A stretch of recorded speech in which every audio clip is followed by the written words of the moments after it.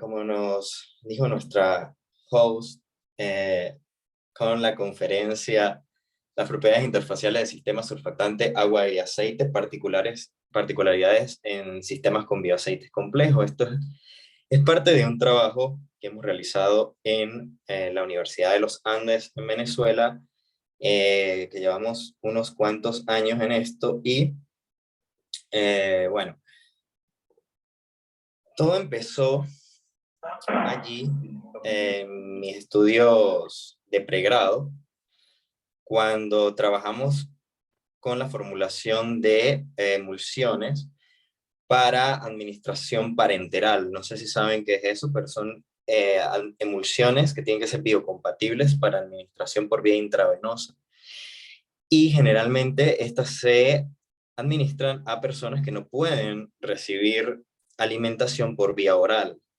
Por lo tanto, se colocan aceites triglicéridos emulsionados biocompatibles a través de vía venosa.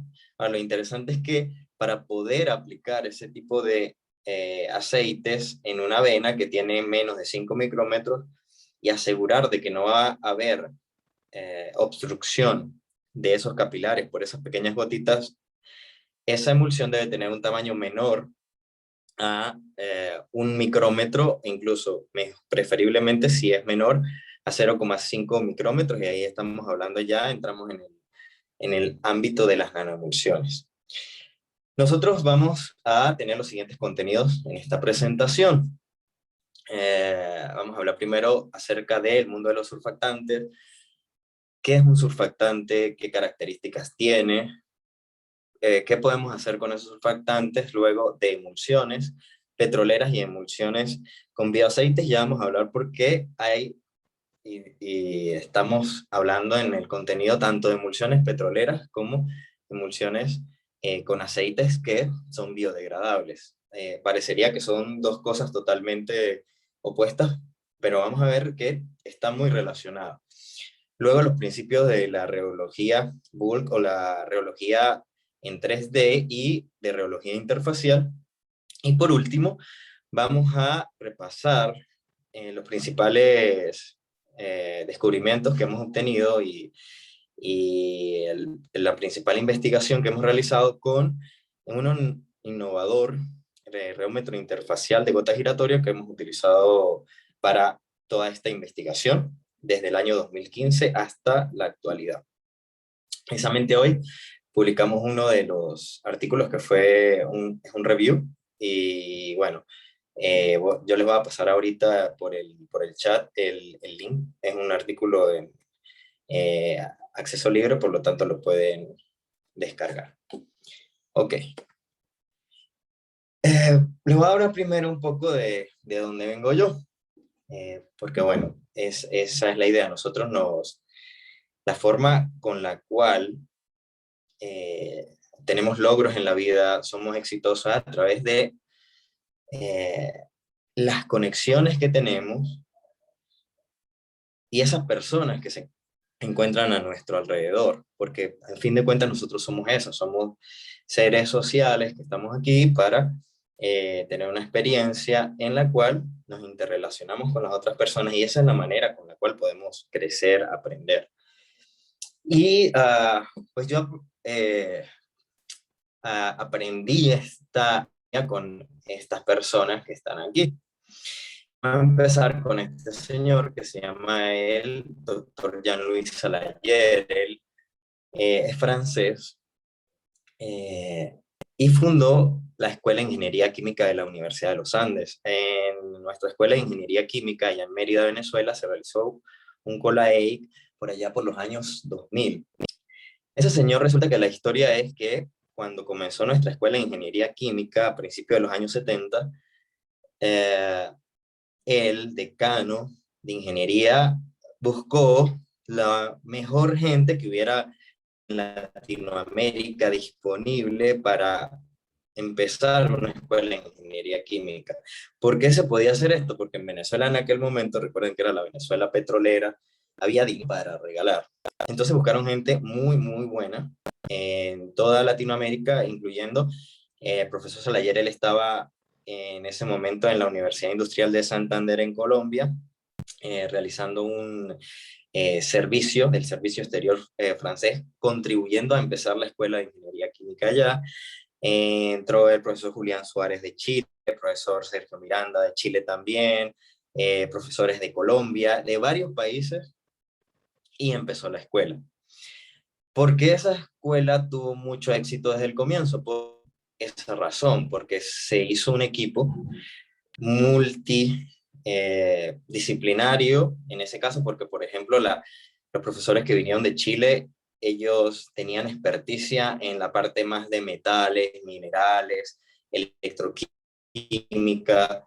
El profesor Salayer tenía experticia en el área de formulación físico-química, de petróleo, de química. La gente que vino de Colombia también, de esa parte petrolera, y en Venezuela era el momento estelar en aquel entonces de la producción petrolera, y además cuando empezó la nacionalización del petróleo.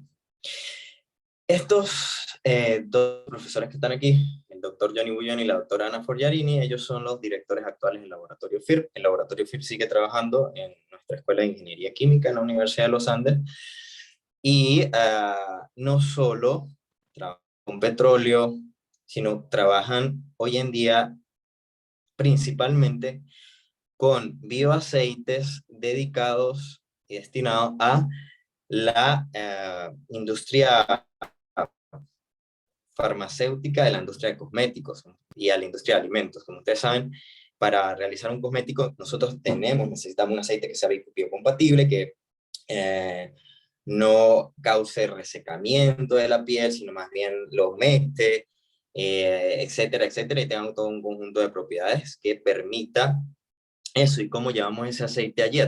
Generalmente a través de una suspensión, una dispersión, etcétera. Esta señora que ustedes ven aquí, la doctora Dominique Langevin, ella es una físico de Francia, de la Universidad Paris-Sud. Ella fue cosupervisora de mi tesis doctoral y es una de las investigadoras, pero en este caso de física, pero de física de sistemas dispersos más conocidas en Europa. Y bueno, de ahí vengo un poco yo. Esas son las personas que están a mi alrededor. Y este señor, que también es venezolano y actualmente es profesor del Departamento de Forest Biomaterials en North Carolina State University, él fue mi supervisor postdoctoral. Y en este caso, ellos tienen una experticia en bio-based materials, en todo lo que tiene que ver con materiales derivados de la madera, de los residuos de agricultura, todo ese tipo de materiales que son importantes, muy, muy importantes hoy en día. Y esta empresa Total, ellos, aunque es una empresa petrolera francesa, fueron los que dieron el financiamiento, parte del financiamiento de la tesis doctoral, y además actualmente ellos están, hubo un cambio total de su política para ir a emisiones de carbono cero y hacer un vuelco hacia la sustainability, la sostenibilidad, y pues actualmente están en esa área, están yendo a eso. Y ahora voy a empezar un postdoctorado allá precisamente en Total, realizando emulsiones para hacer compatibilidad de petróleo, el petróleo que se produce en el mar del Norte, con bioaceites, con aceites derivados de pirólisis de madera o de algas, y de esa manera comenzar a incluir bioaceites dentro de la dieta o la alimentación a una refinería para obtener combustibles más biodegradables o menos, que tengan un menos impacto al ambiente. Esta es nuestra agenda. Vamos a ver estos 4 puntos particularmente. Y vamos a empezar por el mundo de los surfactantes. Este es un mundo, me imagino que todos ustedes han usado una pasta de dientes o han usado un detergente, han lavado los platos. Y cuando hablamos de surfactantes, hablamos de eso, de moléculas que se encuentran en la naturaleza, pero también las podemos sintetizar, que tienen una doble afinidad. Tienen una parte polar más afín a sistemas acuosos y una parte apolar afín a una parte lipofílica más afín a solventes o sistemas polares, apolares. En este caso, la parte polar iría hacia el lado del agua y la parte apolar hacia el lado del aceite. Este surfactante que nosotros estamos mostrando aquí, que es sulfato de sodio, si ustedes miran su pasta de dientes que tienen en su casa en este momento, van a ver que le dice lauril sulfato de sodio. Y eso es lo que causa la detergencia para poder lavarse los dientes, y eso es lo que crea espuma cuando ustedes se cepillan los dientes. Y de esa manera van a tener una parte polar, una parte apolar, y eso es lo que permite que este tipo de moléculas se coloquen en una interfase, difundan y se absorban en interfase o superficie y modifiquen la actividad interfacial o superficial. Y entre los efectos que tienen, uno de ellos es la disminución de la tensión interfacial y la solubilización. ¿Cómo ocurre esa solubilización?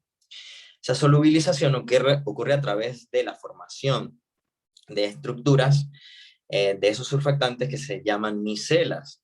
Esas micelas pueden ser ya sea normales o inversas. Normales me refiero a que esa cabeza del surfactante polar queda hacia el agua y la parte apolar queda hacia el aceite. Si ustedes colocan agua y aceite, por ejemplo, el aceite de su casa de cocina, con agua y lo agitan muy fuerte, van a ver que muy rápidamente, en pocos segundos, se separan. Pero ¿qué ocurre? Que si ustedes colocan en un recipiente, un procesador de comida, una licuadora, colocan eh, un huevo que va a tener en su yema lecitina de huevo, que es un surfactante, un fosfolípido, fosfatilcolina principalmente, y ustedes lo agitan, colocan un poquito de vinagre y agregan lentamente el aceite, ven que toma, se coloca de color blanco, toma viscosidad. Allí precisamente estaban formando una emulsión de gotitas de aceite triglicérido de una fase externa acuosa, y por eso tiene ese color blanco, porque hay gotitas muy pequeñas, muy finas en todo ese sistema. Y por eso es que el aceite queda solubilizado dentro de esa fase acuosa. Eso es lo que nosotros llamamos una emulsión de aceite en agua. ¿Por qué el vinagre? Porque el vinagre sencillamente forma parte de la fase acuosa, pero además da sabor. Ahí ustedes le colocan lo que ustedes le quieran agregar como sabor. Le pueden colocar especias, pero generalmente se coloca un poquito de vinagre para eso específicamente. Es más como para el sabor, y además es agua. Agua que entra como fase externa, porque ustedes necesitan cierta cantidad de agua. Fíjense que en ninguna parte estamos colocando agua. También podemos tener emulsiones de agua, en este caso W por water, en una fase externa aceite. Ese es el caso de una mantequilla. Ustedes han visto que una mantequilla, pues, de igual manera, tiene una viscosidad elevada, es prácticamente un sólido a temperatura ambiente, pero si ustedes lo colocan en una sartén, se derrite. Y ustedes ven que no se vuelve a colocar sólido. ¿Qué ocurre allí? Que una mantequilla o una margarina es una mezcla de un aceite con una cierta cantidad de agua, donde el agua es la que está emulsionada dentro de una fase externa aceite. Si ustedes van a fabricar margarina, que eso es muy común en nuestros países, generalmente la fabrican de aceites triglicéridos, ustedes lo que van a tener es una fase acuosa, una fase aceite, colocan la fase acuosa dentro del aceite, pasan eso a través de primero una emulsionación inicial y luego una emulsionación de alto cizallamiento, donde allí prácticamente ustedes lo que hacen es destruir esas gotas grandes y convertirlas en gotas mucho más pequeñas, y ahí es que se forma esa, eh, dispersión, esa emulsión de pequeñas gotitas de agua en una fase externa que es el aceite. Ahora, ustedes han oído de eso que dicen que es una margarina light. Resulta que normalmente una margarina tiene aproximadamente una 70% de agua, 30% de aceite. Entonces estamos hablando de que tiene mucha cantidad de fase interna y externa 30%. Bueno, una margarina light, ustedes lo que hacen es que formulan para tener un 80% de agua y 20% de aceite. Como tienen ahora más agua que aceite, es light, tiene menos aceite, entonces tiene menos calorías por unidad de masa. Eso es una margarina light, la venden, su precio es más caro, es más alto, y lo que tiene es más agua. Y lo que vale ahí es la formulación, el saber hacer. Y por último podemos tener este tipo de otros sistemas como emulsiones múltiples, cristales líquidos, etcétera, etcétera, que forman estos sistemas complejos. Para nosotros poder entender lo que pasa con los surfactantes, es importante conocer lo que es la formulación físico-química. Cuando esas moléculas se ubican en la interfase de agua y aceite, ellas modifican esa actividad interfacial. Por lo tanto, nosotros tenemos que entender qué tipo de interacciones van a ocurrir allí y se van a establecer. Windsor, en 1954, él desarrolló la primera teoría, pero en este caso fue totalmente teórica, no, nada de analítica o de cálculo, donde él dijo lo siguiente: ese surfactante se va a ubicar en esa interfase y la cabeza va a tener interacción con el agua. Y vamos a tener un parámetro de interacción de energía del surfactante, que lo estamos llamando nosotros aquí C, y del agua, que lo estamos llamando W. Y del lado del aceite va a haber una interacción, un parámetro energético de interacción entre la cola del surfactante y el aceite. Y en ese caso lo estamos llamando A, donde es la interacción del surfactante con ese aceite. Por lo tanto, tenemos una relación de interacciones. Esa relación me va a decir hacia dónde va a ser más afín el surfactante y por lo tanto hacia dónde va a cambiar la curvatura. En este caso, él propuso una relación que llamó la relación R de Windsor, donde tiene la división de la magnitud de las energías de interacción del surfactante con el aceite y del surfactante con el agua. Como el numerador son las interacciones del surfactante con el aceite, resulta que si es más alto el numerador, ¿qué quiere decir? Que si R es mayor que 1, las interacciones del surfactante con el aceite son mayores y por lo tanto la curvatura va a estar hacia el lado del aceite y se van a formar emulsiones de agua en aceite, mientras que si este parámetro del denominador de las interacciones del agua son mayores, se va a formar una curvatura hacia el lado del agua y por lo tanto emulsiones de aceite en agua. Este es muy pedagógico,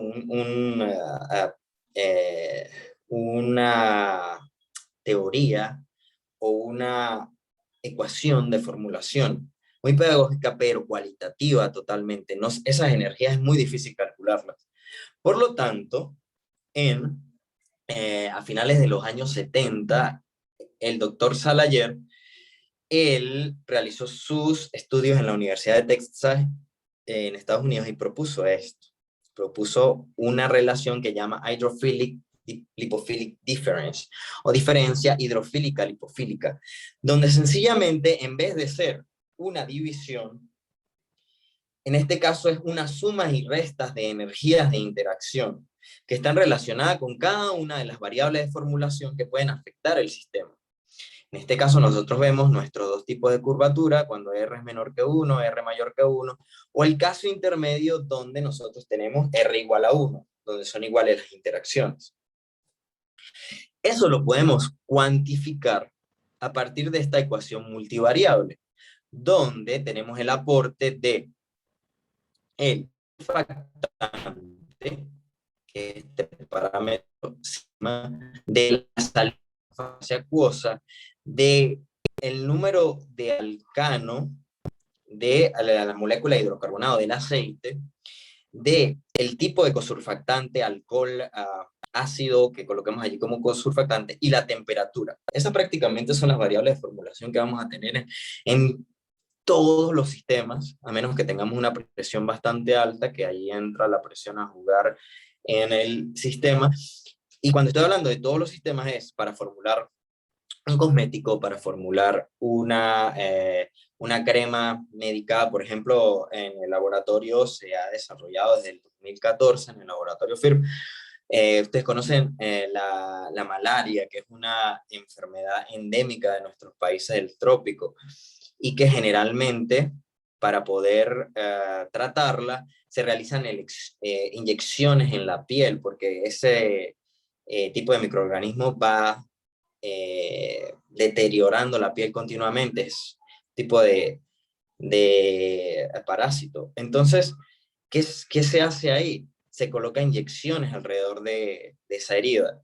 Y para un niño, pues eso es muy, muy doloroso, colocar muchas inyecciones alrededor de esa herida en la piel. Entonces se han desarrollado cremas para poder colocar en la piel y de esa manera llevar ese vehículo a ese sistema de forma de una nanoemulsión y por lo tanto que no sea doloroso. Y a eso es lo que nosotros llamamos formulación, de verdad. Nosotros podemos ayudar mucho como ingenieros químicos en diferentes áreas eh, con este saber hacer. ¿Por qué lo digo que podemos ayudar y por qué es muy, muy importante? Nosotros, ustedes saben que la mayoría son estudiantes y podemos ser ingenieros de proceso, podemos ser científicos de laboratorio, podemos ser ingenieros de formulación, podemos ser ingenieros de productos. Hoy en día, ese ingeniero de producto, ingeniero de formulación es muy, muy importante en todos estos materiales de última generación que se están desarrollando, formulando, como por ejemplo todo esto que tiene que ver con nanofibras de diferentes derivados de biomateriales, diferentes tipos de suspensiones, dispersiones, geles, todo ese tipo de materiales tienen que ver con la formulación y cómo tú mueves estas variables para obtener un sistema estable, un sistema que tenga las propiedades adecuadas. Por ejemplo, si tú quieres estabilidad de una crema que vas a colocar y que sea estable a lo largo del tiempo, incluso con una pintura. Una pintura es sencillamente algo muy parecido, es una emulsión. Si es base agua la pintura, si es fase externa agua, lo que va a tener adentro emulsionado son resinas y pigmentos que son sólidos. Y si es una emulsión en fase aceite, pues lo que va a tener es polímeros en un solvente no polar. Pero generalmente la mayoría hoy en día, la mayoría de las pinturas pues son eso, son base acuosa para evitar el uso de tantos solventes y pues estos son sistemas dispersos y se puede desarrollar esa formulación a través de esta ecuación. Esto es para surfactantes aniónicos. Los surfactantes aniónicos son aquellos que tienen una carga, como por ejemplo el sulfato de sodio que mostramos hace un momento. Y los surfactantes no iónicos son aquellos que no tienen carga. Estos son muy, muy importantes tanto en la industria petrolera como también en la industria de alimentos, en la industria de farmacéuticos. ¿Por qué es esto? Porque para poder utilizar surfactantes en la industria de alimentos necesitamos surfactantes que sean biocompatibles, que nosotros podamos comer. Ya hay tantos surfactantes sintéticos como naturales que podemos utilizar allí. Entre los sintéticos, los más utilizados son los ésteres de sorbitán, etoxilados, y esos se han utilizado por 30, 40 años y sí tienen efectos adversos. Y por eso se ha estado tratando recientemente de reemplazarlos por surfactantes que sean ya sea bio-based surfactant, basados en materiales biológicos, o biosurfactants, los cuales provienen de, por ejemplo, una reacción de fermentación con bacterias o con hongos, y estos son materiales más biodegradables, surfactantes más biodegradables, y ustedes los encuentran en todos lados. Yo no sé si ustedes estuvieron en la época de que había aquí en Latinoamérica una muy conocida medicina que nos daban a todos los niños, que se llamaba emulsión de Scott, que era aceite de hígado de bacalao, y el aceite de hígado de bacalao sabe terrible. Y lo que hacían, nadie se iba a tomar eso, si se lo dan a un niño. Pero entonces lo que hacían era que emulsionaban ese aceite de hígado de bacalao en una fase externa acuosa, y al agua, esa fase externa acuosa, le colocaban sabores de naranja, de tutti frutti, etcétera, y entonces no te sabe ese mismo. Entonces, esos sabores enmascaran ese sabor feísimo que tiene ese aceite de hígado de bacalao. Y para eso, el surfactante precisamente que se usa, y si ustedes leen, es Twin 80. Twin 80 es un éster de sorbitán polietoxilado. Un éster de sorbitán es, agarras una cola de un aceite triglicérido, le colocas un azúcar, que es el sorbitán, que viene del sorbitol, y tú lo puedes polietoxilar porque tiene grupos OH donde puedes agregar óxidos de etileno. Y eso nosotros no lo comemos. Ahora, la mayoría de eso lo excretamos, pero son biocompatibles. Hoy en día tenemos surfactantes que son bio-based surfactants, los cuales son mucho más biocompatibles, como los que ya vamos a ver en un momento. Resulta que la formulación físico-química te puede decir las propiedades de la emulsión de esa que ya hablamos, esa OW o WO. Cuando hablamos de ese tipo de emulsiones, por ejemplo, esta OW y esta WO, resulta que si vemos diferentes propiedades y hacemos un barrido de formulación desde HLD menor que 0, aquí hablamos de lo siguiente: si HLD menor que 0 en la ecuación, el sistema va a tener una curvatura hacia el agua, y por lo tanto se van a formar emulsiones de OW, es decir, de aceite en agua. Mientras que si el HLD es mayor que 0, la curvatura va a ser hacia el aceite, y por lo tanto vamos a obtener emulsiones WO. Ok, entonces de esa manera, haciendo ese balance entre esas diferentes variables que tenemos aquí, por ejemplo, cambiando el número de carbonos del aceite, colocando una de más carbonos, de menos carbono, y eso lo podemos hacer con los bioaceites. Podemos tener desde los aceites más pequeños como los aceites que se utilizan como aceites esenciales, hasta los aceites más grandes que podemos encontrar en la cera de abeja, por ejemplo. Ok, de esa manera, variando estos parámetros, variando la salinidad, variando la temperatura, etcétera, o el tipo de surfactante, podemos cambiar ese HLD. Y por ejemplo, si yo quiero entonces producir una emulsión que sea para alimentación, como la que les comenté al principio, alimentación intravenosa, sencillamente que yo quiera esa emulsión de Scott, esa emulsión de ese aceite en agua, pues a mí me interesa estar en HLD menor que 0. Pero si quiero es mi margarina, la cual va a ser fase externa aceite para que tenga alta viscosidad y tenga ese saborcito al aceite, porque si fuera una OW, no sabría tanto aceite, no tendría esas características aceitosas. Pero al ser WO y tener fase externa de un aceite de triglicéridos, en el caso de la mantequilla, que lo que va a tener son las grasas de la leche de vaca, allí como una fase externa, pues vamos a tener una WO. Bueno, estas propiedades, comportamiento de fase, estabilidad, tensión interfacial, conductividad eléctrica y el tamaño de gotas, esas emulsiones tienen que ver con la formulación. Y para este lado, en HLD menor que 0, ustedes ven que tienen ciertas propiedades. Si ustedes están en HLD mayor que 0, tienen ciertas propiedades. Si están en HLD igual a 0, tienen puntos característicos, los cuales nos permiten estudiar mejor la formulación físico-química, y los podemos utilizar para muchas aplicaciones. Por ejemplo, cuando nosotros hablamos de HLD igual a 0, quiere decir que las interacciones, tanto con el agua como con el aceite, se igualan. Era el caso cuando teníamos R de Windsor igual a 1. Entonces allí la curvatura no es ni hacia el agua del surfactante ni hacia el aceite, sino que tiene curvatura cero. Por lo tanto, se forma un sistema, lo cual es, en el caso que sean microemulsiones bicontinuas, va a tener una bicontinuidad, es decir, va a tener una curvatura promedio hacia el agua y hacia el aceite igual a cero.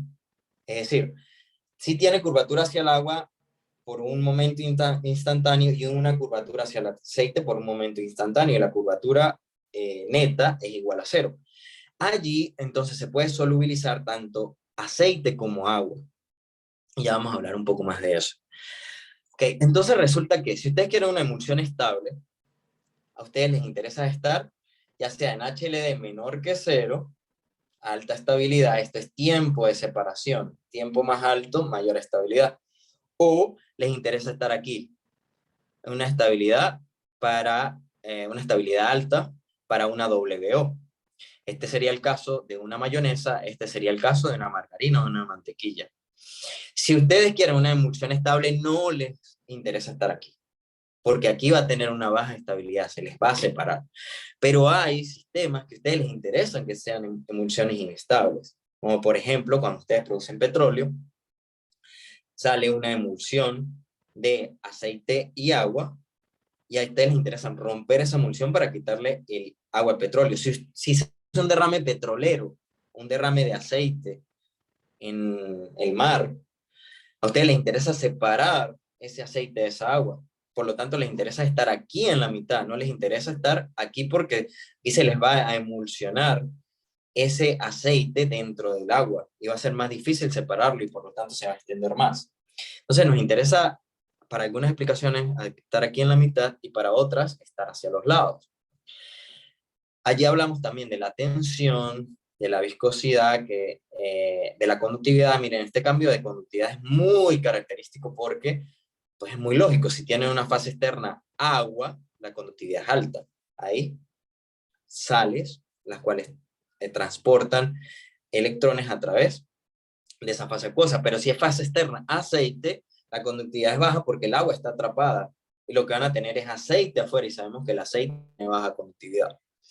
Y lo mismo con el tamaño de gota, tiene esta forma característica. Si por ejemplo a ustedes les interesa extraer aceites de maíz o aceite de soya, el proceso de extracción de aceite de maíz pues muy característico, muy utilizado en el mundo, lo que se utiliza generalmente es hexano para extraer ese aceite de los pellets que ustedes van a tener de ese, ¿no?, de maíz. El hexano, como todos sabemos, no es nada bio-based, ni es biodegradable, ni nada de eso. Es bastante tóxico, pero se utiliza porque él tiene un alto grado de compatibilidad con ese aceite triglicérido y lo diluye, lo lleva hacia él, como él trabajando como un solvente. Entonces, bueno, ustedes colocan allí aceite hexano por cantidades, lo pasan, se extrae el aceite, después pasan por una columna de destilación, separan el hexano y tienen su aceite triglicérido. Pero resulta que si ustedes también están aquí y le agregan allí un surfactante que tenga mucha afinidad por ese aceite triglicérido que está dentro de ese pellet de maíz, esa mezcla de surfactante más agua solubiliza el aceite y lo extrae también de ese pellet.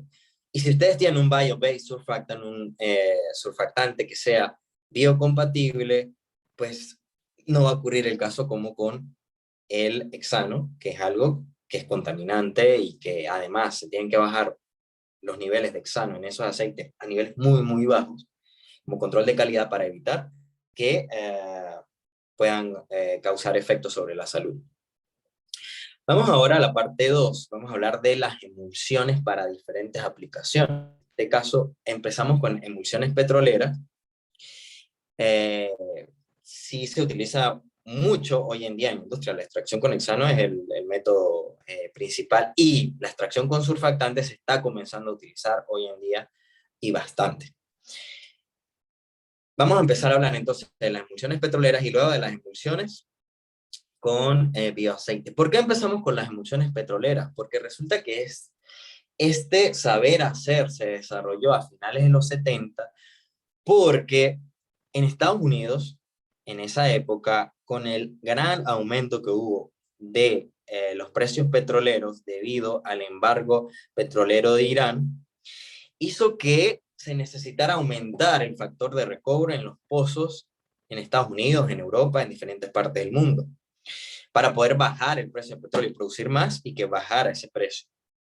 Entonces, ¿qué pasó? Que hubo un consorcio de muchas empresas petroleras y a diferentes empresas en Estados Unidos, y ellos dijeron, vamos a invertir, le dijeron, por ejemplo, a la Universidad de Texas y en muchas otras universidades, vamos a invertir en ustedes, ustedes van a desarrollar ese saber hacer y lo pueden publicar libremente.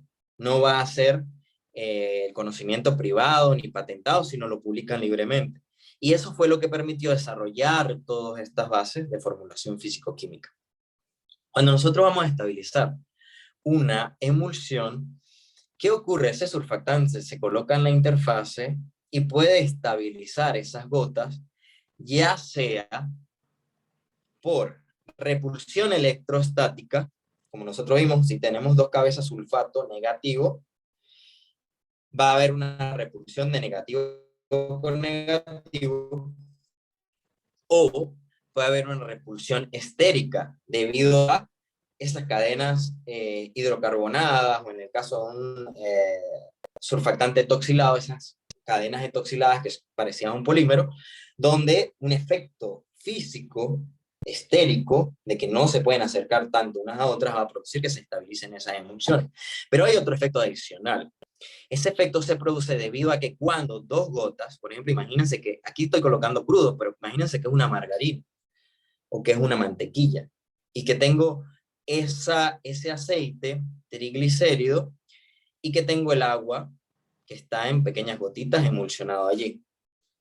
Y ustedes van a tener ahí un sistema de un surfactante que va a estabilizar esas emulsiones. Por ejemplo, en el caso de las margarinas, generalmente se agrega un fosfolípido.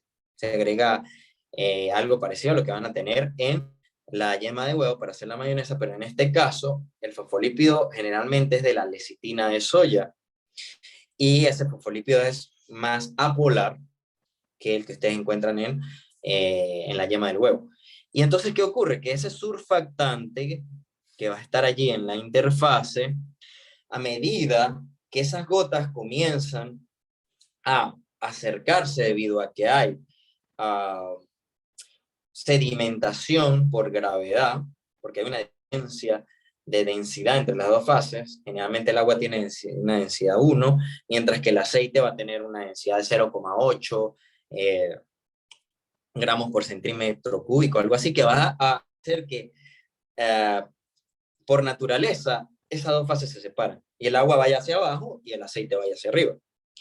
Ahora, cuando ese mecanismo ocurre, hay un drenaje de la película y esa sustancia que se encuentra entre dos gotas se drena hacia los lados. Ahora, cuando ocurre ese drenaje, fíjense estas flechitas que hay aquí, existe un arrastre de estas moléculas que se encuentran en la interfase y por lo tanto se crea un gradiente de concentración de esas moléculas allí. Y al mismo tiempo se crea un gradiente de tensión interfacial. Donde hay más moléculas hay menor tensión, donde hay menos moléculas hay mayor tensión. Eso genera que que ocurra un mecanismo a lo que se le llama viscosidad interfacial. ¿Por qué? Porque este gradiente de concentración o de tensión va a generar de que el sistema trate de ir al equilibrio, de que se vuelva a rellenar esta zona que está depleted, que está sin surfactante, y por lo tanto de que se estabilice el sistema. Y es parecido a que ustedes estén llevando a hacer esa superficie elástica, como si colocaran un polímero. Eso es lo que ocurre, por ejemplo, cuando ustedes colocan proteínas. En el caso de la mantequilla, la proteína de la leche es la que estabiliza este tipo de emulsiones. En el caso del petróleo, lo que estabiliza esas emulsiones son este tipo de surfactantes naturales. Fíjense que tienen su cola lipofílica, su parte hidrofílica, que son estos grupos funcionales con nitrógeno, con carbono, con oxígeno, que son polares, y se colocan en la interfase y generan una estabilización de esa emulsión. Como les digo, es lo mismo que pasa con una proteína, que pasa con un aminoácido. Un aminoácido es un surfactante también. Tienen la función aminoácido, el ácido, una función ácido carboxílico, una función amina, que son polares y tienen una parte apolar. Entonces ahí es donde quiero que vean por qué los principios de formulación en el área petrolera fueron los que se utilizaron para desarrollar los principios de formulación en las diferentes áreas cosmética, en el área farmacéutica, etcétera, porque son los mismos principios, lo único que ustedes cambian es el surfactante y el aceite. En el caso que, por ejemplo, tengan un alimento, ustedes no van a tener petróleo como aceite, todos esos hidrocarburos, sino que lo que van a tener es aceites triglicéridos. Que van a tener un cosmético, posiblemente no van a tener estos aceites derivados del petróleo, sino que van a tener uh, un aceite siliconado, algo de este tipo, que son más biocompatibles, o incluso aceites triglicéridos, o incluso, por ejemplo, si tiene una fragancia, pues generalmente las fragancias son aceites esenciales, también son aceites que son polares, tienen cierta polaridad. Bueno, esto es lo que ocurre con el petróleo para que se forme una emulsión bastante estable. Y esto es lo que se busca también cuando tenemos emulsiones en las diferentes otras áreas, cosmética, farmacéutica, etcétera. Queremos formar una película entre el aceite y el agua que sea viscoelástica y que estabilice esas emulsiones. Cuando nosotros hablamos de aceites biocompatibles, pues encontramos todo este tipo de aceite. Fíjense que en este caso, estas estructuras se parecen un poco a lo que teníamos allí con respecto a esos aceites naturales del petróleo. Mientras que los aceites triglicéridos tienen estas estructuras que son muy grandes, complejas, que pueden tener 22 carbonos, 27, 33 carbonos, son muy grandes, muy bulky. Entonces, si ustedes quieren formular con esto o formular con esto, es bastante complejo, hay que tener un surfactante que se parezca a ese aceite para que, como vimos, esa interacción entre el aceite y el surfactante sea importante. Y allí es donde es importante la formulación. Fíjense que estos son aceites esenciales, las moléculas que obtenemos de los aceites esenciales. En este caso, este es el eugenol, que es el aceite esencial de clavito, la vainillina, el aceite esencial de la vainilla, etcétera, etcétera. Y en este caso, pues tenemos monoglicéridos y triglicéridos, podemos tener ácidos grasos, de todos esos tipos, monoglicéridos, diglicéridos, triglicéridos, los cuales hoy en día se están utilizando muchísimo. Para poder ustedes emulsionar eso, necesitan algo como esto. Y aquí es donde es importante conocer estos principios de formulación, necesitan un surfactante. Pero ese surfactante debe tener ciertas características. ¿Ven esas manitos que están allí? ¿Qué quiere decir eso? Que esa se una tanto con el aceite como con el agua y jale para los dos lados y pueda formar esa emulsión que sea estable. En este caso, los surfactantes que se están realizando actualmente, y publicamos un artículo recientemente acerca del tema, ya les paso el enlace. ¿Qué ocurre? Que esos surfactantes son de alto desempeño, pero además ustedes pueden colocar, por ejemplo, una colita aquí de un aceite triglicérido biocompatible, como un aceite de maíz. Le pueden colocar una cabeza de surfactante de un azúcar, no solo el sorbitol, sino hay otra cantidad de diferentes azúcares derivados de carbohidratos, de la celulosa. Como ustedes saben, la madera, principalmente celulosa, y pentosas o diferentes tipos eh,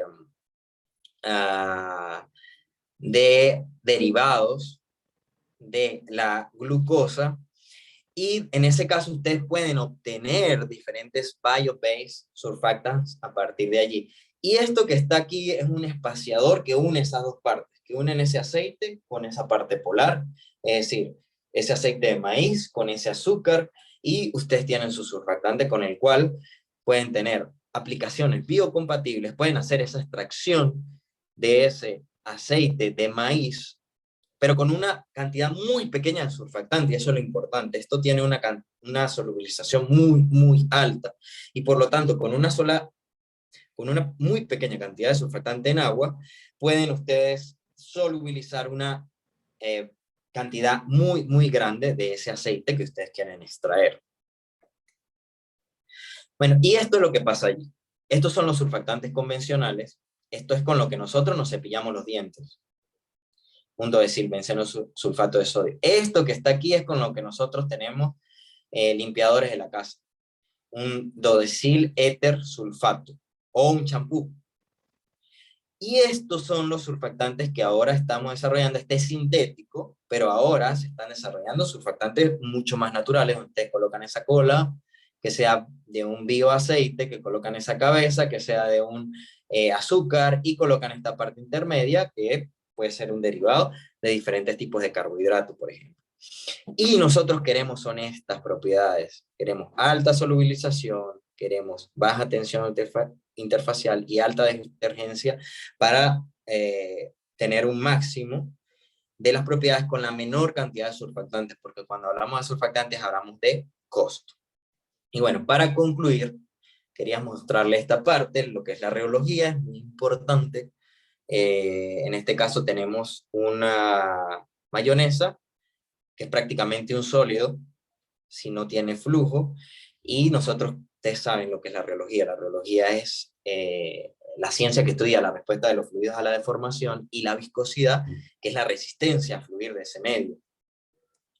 Y nosotros esa reología la estudiamos cuando es sencilla a través de un modelo newtoniano, pero cuando es compleja usamos modelos viscoelásticos, como en este caso el modelo de Maxwell. Eso nos permite estudiar este tipo de emulsiones o de sistemas donde se forman películas, como en el caso de las proteínas, muy, muy estables, el caso de la proteína de la leche. Y podemos estudiar esa reología interfacial a través de dos sistemas, la reología interfacial de cizallamiento o la dilatacional. La de cizallamiento se basa en esto, mantener el área constante, pero aumentar o cambiar la forma de esa superficie. Mientras que la reología interfacial dilatacional se trata es de aumentar el área manteniendo una forma constante. Y eso es muy importante, y es en gran parte lo que determina la estabilidad de las emulsiones. Estos son los métodos que se utilizan para medir reología interfacial, y este es el método que nosotros desarrollamos desde el 2010 en nuestro laboratorio. Allá se hizo el equipo, y son los resultados que tenemos de nuestra tesis de doctorado. Pues en esta tesis de doctorado nosotros lo que hicimos fue unir esas bases de formulación físico-química con la reología interfacial. La reología interfacial te permite ver algo que es microscópico o de nano tamaño y relacionarlo con las propiedades macroscópicas, con la estabilidad de las emulsiones. Y estos son los artículos, algunos de los artículos que hemos publicado. Este fue el primero acerca del equipo. Esta revista, ustedes la van a conocer seguro en algún momento, de Interface Science, es una de las revistas más importantes en esta área. Luego, esta otra revista Langmuir, que deben haber escuchado ustedes como ingenieros químicos, donde publicamos lo que tiene que ver con la estabilidad de las emulsiones, y empezamos en sistemas más sencillos. Fíjense que aquí tenemos sistemas muy, muy sencillos, con solamente una pequeña cantidad de surfactante, pero sí se ve la transición. Aquí el surfactante está, ven que se ve opaco, en el agua. Aquí está en el aceite, se ve opaco ahora arriba. Y aquí está en la mitad. Y ustedes pueden ver eso más claramente aquí, en este sistema donde el surfactante aquí está en el agua, aquí en el lado de la derecha en el aceite, y aquí está en la fase intermedia. Eso nos permitió a nosotros, gracias a Dios, ganar un premio de la American Oil Chemistry Society con este artículo. Nosotros vemos esto en las interfaces. esto que está aquí, eso es tomado con una microfotografía de este trabajo realizado en la Universidad de Texas. Y por último, pues estudiamos tanto sistemas con crudo, pero también estudiamos sistemas bio-based, sistemas con aceites triglicéridos, y eso es lo importante, eso es lo que yo quiero que ustedes vean, que esa transición de esa parte más de energía derivada del crudo a una energía más bio-based, venimos de lo mismo. ¿El crudo de dónde viene? El crudo, las teorías dicen, el petróleo, esa gasolina que nosotros estamos colocando allí, que viene de la mayor parte de muchos años de transformaciones de la materia orgánica vegetal que se depositó en las cuencas sedimentarias en el mar, por ejemplo, donde había agua en mares. Y algunos colocan ese dibujito de los dinosaurios muriéndose y que de ahí se formó el petróleo. Bueno, resulta que la madera, que es un medio renovable, las algas, todos esos medios que son plantas, pues tienen una estructura muy parecida. La lignina tiene una estructura muy parecida a los asfaltenos. Entonces, esa transición se puede realizar de manera progresiva y teniendo esos mismos principios que traemos de esa parte petrolera. Por lo tanto, sí se puede hacer, podemos hacer esas transformaciones e ir eh, poco a poco, pero de manera decidida, a hacer ese cambio por bio-based materials derivados de la madera de las algas, donde nosotros podemos renovar esos materiales. Y este es el artículo que publicamos hoy. Les voy a colocar en un momento el enlace allí. Es acerca de un review de todo este tema. Y esto fue lo que, con esto termino, lo que realizamos en North Carolina State University en el postdoctorado. Aquí sí es todo bio-based y en este caso es un proyecto de, volvemos a lo mismo, de qué está hecho el algodón de la ropa que nosotros desechamos. Está hecho de celulosa, así como la de la madera. ¿Qué pasa? Nosotros desechamos toda esa ropa y lo que hacemos es incinerarla, se forma CO, CO2, se forman leaching, lixiviados de esos dyes, de esos colorantes que van al agua, etcétera. Entonces, ¿qué hacemos aquí? Nosotros desarrollamos un método a través del cual con un tratamiento sin químicos, transformar a través de hidrólisis enzimática esta ropa que está aquí en azúcares, en glucosa. Y esa glucosa se puede utilizar, bueno, yo no me atrevería, yo me atrevería por probarla, yo la probé, pero no me la atrevería a comérmela. Eh, se puede utilizar para obtener todo un conjunto de biomateriales. Ustedes pueden buscar NREL, NREL, en Internet. Ese es el laboratorio de Natural Resources de Estados Unidos. Ellos han publicado varias revisiones bien extensas del tema, a través de las cuales se pueden obtener muchos diferentes tipos de químicos a través de la glucosa, a través de algo que es un biomaterial. Y de esa manera sustituir muchos de los solventes, polímeros que utilizamos hoy en día derivados del petróleo. Muchas gracias por su atención. Agradezco sus preguntas. Trataré de responderlas.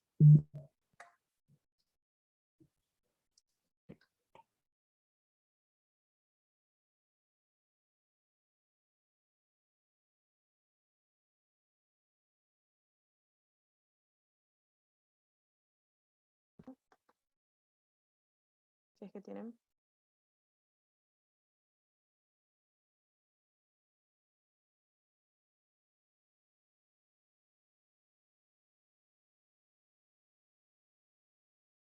Bueno, como no hay preguntas en el chat, podemos dar por finalizada esta conferencia.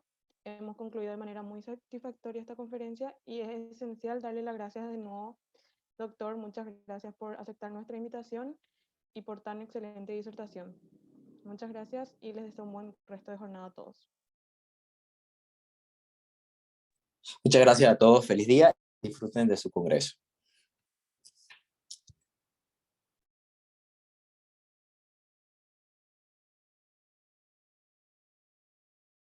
Gracias.